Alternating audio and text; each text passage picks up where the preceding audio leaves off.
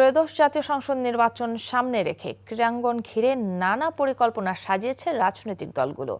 ক্রীড়াকে পেশা ও জীবিকার মাধ্যম হিসেবে গড়ে তুলতে ক্রীড়া শিক্ষাকে বাধ্যতামূলক করা, জেলায় জেলায় বিকেএসপি তৈরি সহ নানা পরিকল্পনা নিয়েছে বিএনপি।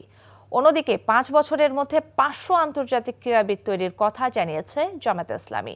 আর পূর্বাঞ্চলে ফুটবল স্টেডিয়াম ও অলিম্পিক পার্ক তৈরি করতে চায় এনসিপি। কুশল ইয়াসিরের রিপোর্ট।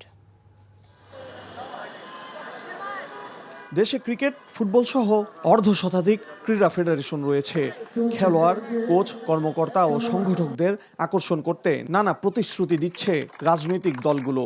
নির্বাচনী প্রচারে, টুর্নামেন্ট আয়োজনেও নজর কেড়েছে। খেলাধুলাকে পেশা হিসাবে প্রতিষ্ঠিত করতে নানা পরিকল্পনা সাজিয়েছে বিএনপি। খেলোয়াড় অন্বেষণে নতুন করে ক্রীড়া বিভাগ চালু করতে চায় তারা। ক্রীড়া হলে পেশা, পরিবার পাবে ভরসা। আমরা খেলাধুলাকে পেশা হিসেবে প্রতিষ্ঠিত করতে চাই।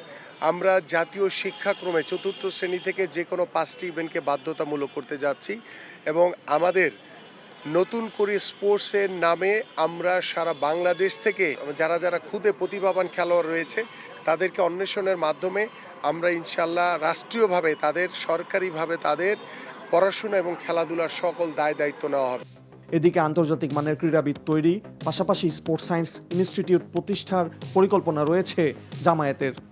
যুব এবং ক্রীড়া মন্ত্রণালয় বা বিভাগ যেটি আছে সরকারের, সেটাকে স্ট্রেনথেন করা, তাদের জন্য খেলাধুলা সহ তাদের স্বাস্থ্য, তাদের চিন্তার বিকাশ, তাদের মেধা এবং মননের বিকাশের জন্য যে সমস্ত ইতিবাচক কর্মসূচিগুলো নেওয়া উচিত এটা আমরা চিন্তা করেছি। আমরা দেখেছি যে বিদ্যমান কাঠামোতে যে সমস্ত বিষয়গুলো আছে যদি সেটা যথার্থভাবে প্রয়োগ করা হয় এবং যুবক তরুণরা বা ছাত্রছাত্রীরা যদি সুযোগ পায় এগুলোতে অংশগ্রহণের, তাইলে একটা বিরাট বড় স্কোপ সেখানে আছে।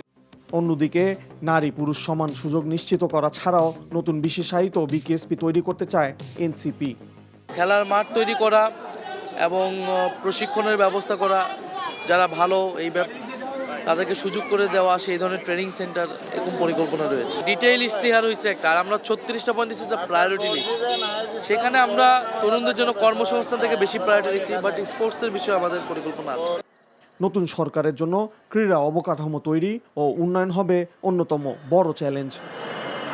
ক্রীড়াঙ্গনকে ঢেলে সাজাতে আলাদা আলাদা পরিকল্পনা থাকলেও ক্রীড়াবিদ ও সংগঠকদের মূল্যায়নে রাজনৈতিক বিবেচনা নয়, পেশাদারিত্ব বজায় রাখতে চায় সব পক্ষ।